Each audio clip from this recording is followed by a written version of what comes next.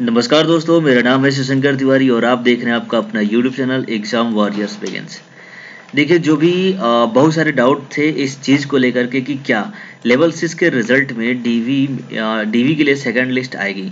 क्योंकि देखो, यहाँ पर कोई भी वेटिंग लिस्ट जारी नहीं किया जा रहा था और 1:1 में ही छात्रों को बुलाया जा रहा था और ऐसा लग रहा था कि क्या जो छात्र जाएंगे सभी के सभी क्वालिफाई हो जाएंगे और जो क्वालिफाई नहीं हो पाएंगे किसी वजह से अगर वो फेल हो जाते हैं तो वो जो वैकेंट सीट होगी उसको आरआरबी फिलअप कैसे करेगा। कुछ दिन पहले आउटरीच कैंप ऑर्गेनाइज किया गया था, लेकिन उस कैंप में भी इसके लिए कोई वैलिड आंसर वहां पे दिया नहीं गया था और बोला जा रहा था कि बुलाया जाएगा, लेकिन पैनल कब आएगी इसका कोई भी एग्जैक्ट डेट और टाइम और प्रोसेस ऐसा कुछ भी नहीं बताया गया था। बट अब ये हाल ही में देखा आपने कि आरआरबी चेन्नई की तरफ से ये रिजल्ट घोषित किया गया था और उस रिजल्ट में ये बताया गया कि कुल 505 बच्चों का सिलेक्शन हुआ डीवी में। ठीक है, और मेडिकल वगैरह फिटनेस हो गया, जबकि यहाँ पे जो सीट थी लगभग 600 कुछ सीट थी। ठीक है, तो इस वजह से यहाँ पर जो है कुछ सीटें जो हैं वो वैकेंट रह गई थी। ऐसे में उस लिस्ट में ये दिया गया था कि बाकी जो सीटें बची हुई हैं उसके लिए सेकेंड डीवी की लिस्ट आ जाएगी और फिलहाल ये 2 दिन बाद ही ये डीवी लिस्ट आ चुकी है। तो कहीं ना कहीं आरआरबी काफ़ी ही अच्छे तरीके से काम कर रहा है और सेकेंड डीवी लिस्ट में इन्होंने कुल लगभग 68 ऐसा अप्रोक्सीमेटली अभी देखेंगे कितने बच्चों की लिस्ट दी गई है।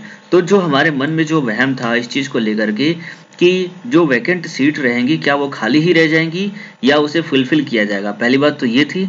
और दूसरा जो वहम था ये था कि क्या पूरा प्रक्रिया जो लेवल 6 का है उसे पूरी तरीके से खत्म करने के बाद ही लेवल 5 का रिजल्ट आएगा, तो वो भी हम ये बातें समझेंगे। इसके अलावा इस तरह के प्रोसेस से लेवल 5 के रिजल्ट पे क्या असर होगा और इस प्रक्रिया से किसको फायदा और किसको नुकसान हो रहा है वो भी हम इस पूरे वीडियो में समझने वाले हैं। तो वीडियो को लास्ट तक देखिएगा, सारी चीजें क्रिस्टल क्लियर हो जाएंगी। और वीडियो अगर पसंद आए तो आप इसे जरूर लाइक कर दीजिए, चाहे चैनल को सब्सक्राइब कर दीजिए ताकि जो भी रेलवे से रिलेटेड अपडेट हो वो आपको यहाँ पे कॉन्टिन्यूसली मिलता रहे। तो चलिए सबसे पहले चलते हैं आरआरबी चेन्नई के द्वारा पब्लिश किए गए इस नोटिफिकेशन में। देखिए यहाँ पर आरआरबी चेन्नई की तरफ से यहाँ पर दिया गया list of additional candidate short listed for document verification, है ना। तो एडिशनल छात्रों को यहाँ पर बुलाया गया जो सीटें वैकेंट रह गई थी उसके लिए। इसमें देखिए लिखा गया कि further to the notice date 7/9/2022 the following candidate bearing the roll number arranged in ascending order horizontally have been provisionally shortlisted for document verification and medical examination down from the merit list in order to fill the shortfall in the empanelment of the candidate। तो down to fill the shortfall in the यहाँ पे merit list in order to fill the shortfall। तो यहाँ पर merit list जो जारी की गई है डेफिनेटली यहाँ पर जो डीवी में जो सिलेक्शन हुआ था यहाँ पर जो कट ऑफ थी तो उस कट ऑफ को जो है वो डाउन किया गया है। तो ये एक फायदा हो गया उन छात्रों का जिनका लगभग पॉइंट में नंबर कम था, है ना, 0.1 0.2 0.3 ऐसे करके नंबर कम था जिसकी वजह से उनका सिलेक्शन नहीं हो पाया था स्टेशन मास्टर के लिए। ऐसे छात्रों को यहाँ पर बहुत बड़ा फायदा हुआ है, एक अपॉर्चुनिटी मिली है वहां पर और इस शॉर्टफॉल को खत्म करने के लिए इस तरीके से इसको किया गया है। Post station master in pay level 6 due to absent rejection and unfit in 80 medical standard, इन वजहों से कुछ छात्र यहाँ पे निकाले गए थे। हालांकि ये भी जो लिस्ट जारी की गई है ये पूरी की पूरी मे बी यहाँ पर भी कुछ छात्र होंगे जो डिस्क्वालीफाई हो जाएंगे, तो उनके लिए आरआरबी क्या करेगा वो भी हम यहाँ पे समझेंगे। देखिए स्टेशन मास्टर के लिए यहाँ पर ये सभी रोल नंबर्स दिए गए हैं जो कि 68 है ना, 68 है। अब आपको समझना होगा कि यहाँ पर जो टोटल पोस्ट है वो कितनी है और अभी तक कितने छात्रों को बुलाया गया है। तो देखिए यहाँ पर हम आरआरबी चेन्नई में नंबर ऑफ वैकेंसीज कितनी है वो हम देख लेते हैं। तो देखिए नंबर ऑफ वैकेंसीज की बात करें तो आरआरबी चेन्नई में जो स्टेशन मास्टर की जो टोटल पोस्ट है ना वो है 601। ठीक है, ये 601 टोटल पोस्ट है और यहाँ पर रेलवे के द्वारा यहाँ पर किया क्या गया है वो आप देख लीजिए। तो मैं बता दूं कि यहाँ पर 68 ओनली और इसके पहले जो लिस्ट आई थी उसमें 505 बच्चों का लिस्ट में नाम दिया गया था। 505 बच्चों का लिस्ट में नाम दिया गया था, प्लस अभी जो लिस्ट में नाम आए हैं 68। अब देखिए यहाँ पर ये जो 505 जो बच्चे हैं उनका तो डीवी मेडिकल सब क्लियर हो गया है। यहाँ पर जो 68 जो बच्चों का नाम दिया गया है उनका भी डीवी मेडिकल होना बाकी है, तो इसमें से भी हो सकता है कुछ बच्चे डिस्क्वालीफाई हो जाएंगे और किसी वजह से रिजेक्ट हो जाएंगे, तो पूरा का पूरा तो होंगे नहीं। तो मान लेते हैं कि 60 बच्चे का ही होता है यहाँ पर। तो इस तरीके से ये लगभग 565 जो छात्र हैं उनका यहाँ पर सिलेक्शन होता है। ऐसे में यहाँ पर अगर 601 में से देखा जाए तो अभी भी यहाँ पर अप्रोक्सीमेटली कुल मिलाकर देखा जाए तो लगभग 36 जो सीट हैं अभी भी खाली रही हैं। तो कहीं ना कहीं इस बात से ये पता चलता है कि मे बी थर्ड लिस्ट भी यहाँ पर जारी की जा सकती है।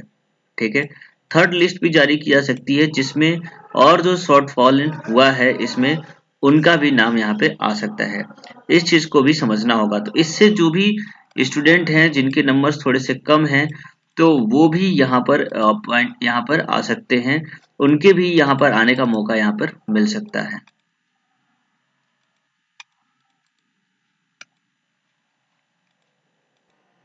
तो इस तरीके से एक उम्मीद ये भी है कि जो स्टूडेंट यहाँ पर पॉइंट्स में नंबर कम है उनके पास मे बी अभी भी चांस होगा, कुछ बच्चों को यहाँ पर लिस्ट में नाम आ सकता है।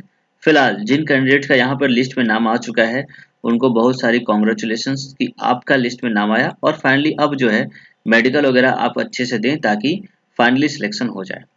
इसके अलावा यहाँ पर जो और कुछ बातें बताई गई हैं वो समझते हैं, फिर इसका क्या असर हो रहा है लेवल 5 के रिजल्ट पे वो भी हम इसमें समझेंगे। तो देखिए यहाँ पे लिखा गया है कि the document verification is scheduled on 31/10/2022, यानी 31 अक्टूबर को जो है आपका जो है ना डॉक्यूमेंट वेरिफिकेशन एक ही दिन में हो जाएगा ऐसा बुलाया गया है। ठीक है, Chennai and reporting time for the shortlisted candidate will be 8 AM। 8 बजे तक आपको 31 तारीख को पहुंचना है, ये आप ध्यान में रखेंगे। The short listed candidate will also be informed through the official SMS email about the actual date and place of document verification. तो जो भी बच्चे इसमें सेलेक्ट हुए हैं उनको SMS और ईमेल के थ्रू ये सारी जो इन्फॉर्मेशन है वो दे दी जाएगी। इसके पहले आपको करना क्या है वो आप देखिए। तो candidate have to upload their signature and latest photograph in the portal.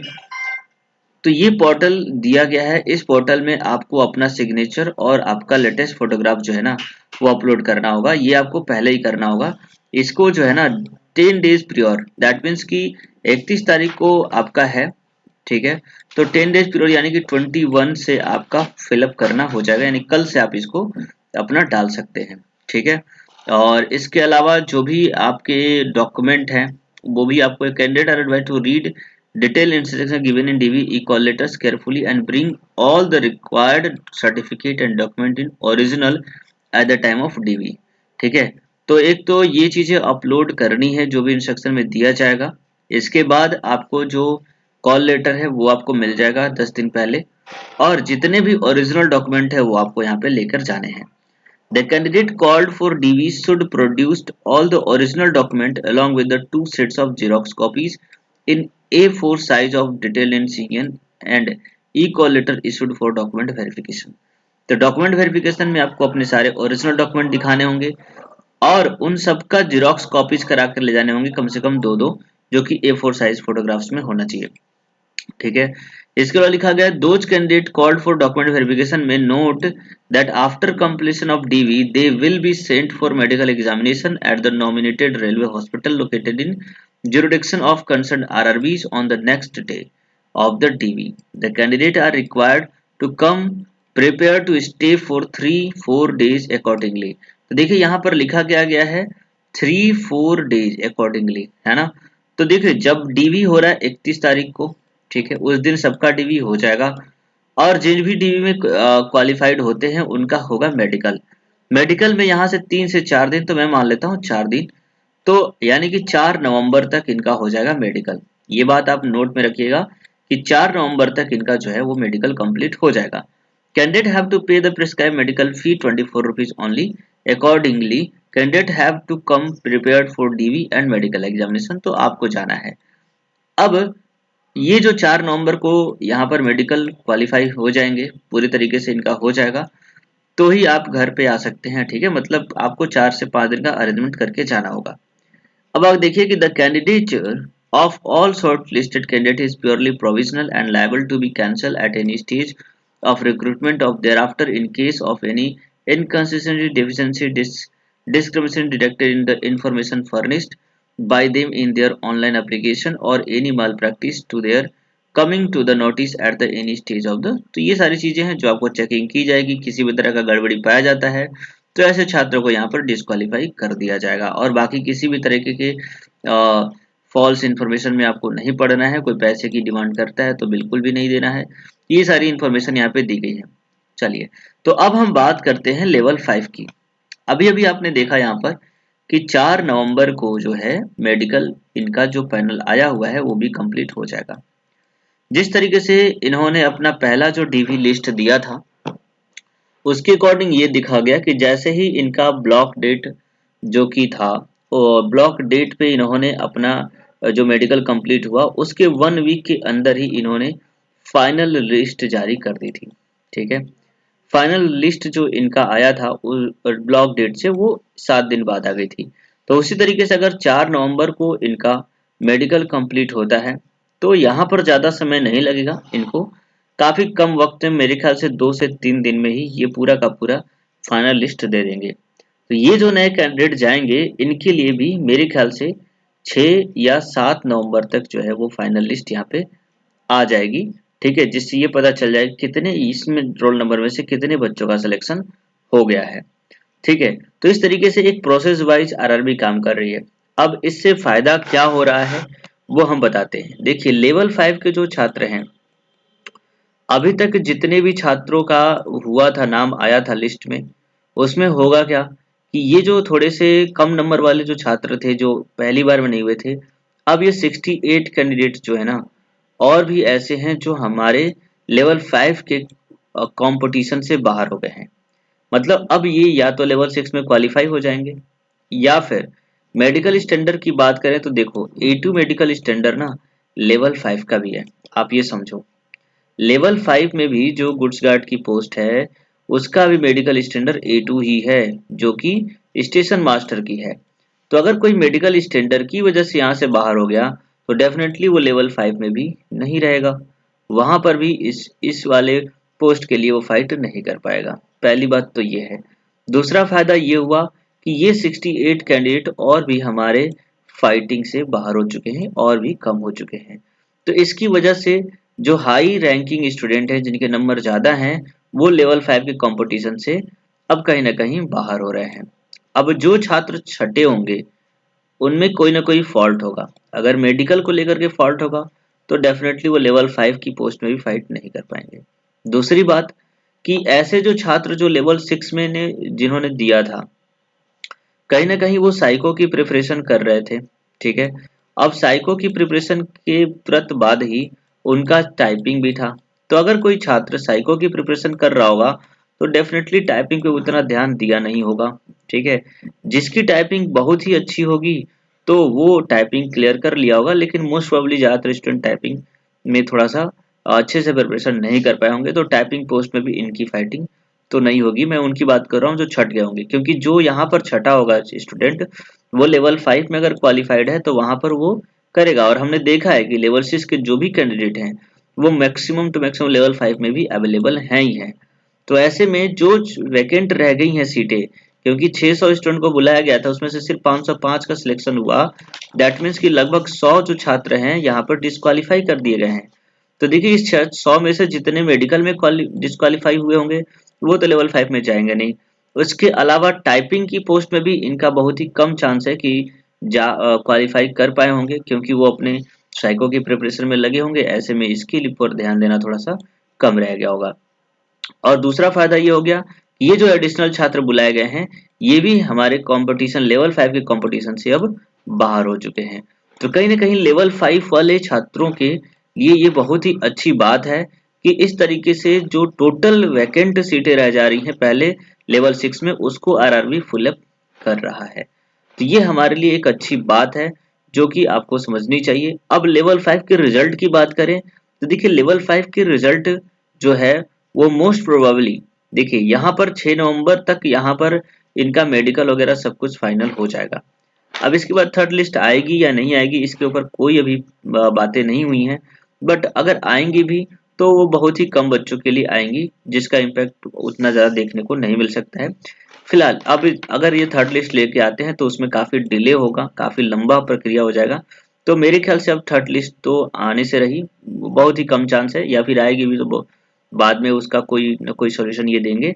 But 6 से 7 नवंबर तक जो है वो इनका मेडिकल वगैरह कंप्लीट हो जाएगा, उनका लिस्ट भी आ जाएगा। और जो हमने देखा था कि टाइपिंग के जो रिजल्ट की बात कही गई थी वो भी ये बताया गया था कि 6 नवंबर तक जो टाइपिंग की जो कॉपियां हैं वो जांच कर ली जाएंगी। तो इस तरीके से इसके बाद अगर हम ये देखें कि टाइपिंग की कॉपी जांच करने के बाद अगर रिजल्ट तैयार करने में इनको कितना भी टाइम लगेगा तो 10 से 12 दिन लगेगा। ऐसे में हम ये बोल सकते हैं कि 15 नवंबर तक जो है वो पूरी की पूरी जो रिजल्ट है, फाइनल रिजल्ट है लेवल 5 का, टाइपिंग और नॉन टाइपिंग दोनों ही पोस्ट का रिजल्ट साथ में देंगे, ऐसा इन्होंने बताया था। ठीक है, तो लेवल 5 की टाइपिंग और नॉन टाइपिंग दोनों ही पोस्ट का रिजल्ट है, मोस्ट प्रोबेबली ये होगा कि 15 नवंबर तक आ जाएगा। तो उम्मीद करते हैं सारी प्रक्रिया ऐसे ही हो तो बहुत ही अच्छा रहेगा। और ये सारी चीजें मैंने आपको समझा दी, उम्मीद करता हूँ चीजें सारी समझ में आ गई होंगी। ठीक है, तो वीडियो को जरूर आप लाइक करिए और चैनल को सब्सक्राइब करिए ताकि जो भी अपडेट्स हो, जो भी इन्फॉर्मेशन हो आपको कंप्लीटली यहाँ पे मिलती रहेगी। ठीक है, तब तक आपका दिन शुभ रहे, मिलते हैं अगले वीडियो में, आपका दिन शुभ रहे। जय हिंद, जय भारत।